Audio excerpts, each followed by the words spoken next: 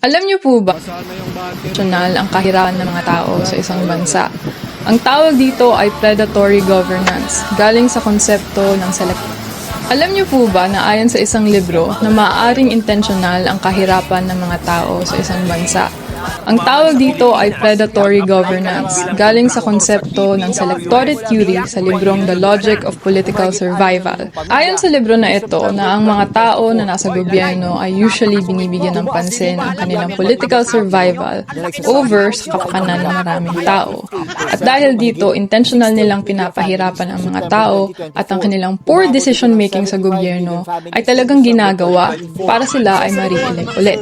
For example, hindi tayo binibigyan ng mataas ng kalidad na edukasyon para hindi tayo magtanong. Sa pang-example ay ang inequality sa social services, kung saan hindi nila nakukuha ang sapat na resources sa gobyerno, kaya dahil dito ay sila ay nakadepende na lang sa ayuda na binibigay through patronage. Higit pa, ayon sa mga authors ng sumulat ng Why Nations Fail, kapag mas mahirap ang mga tao, mas predatory ang isang gobyerno. At isa sa mga pinaka-predatory sa isang state ay yung mga taga-political dynasties.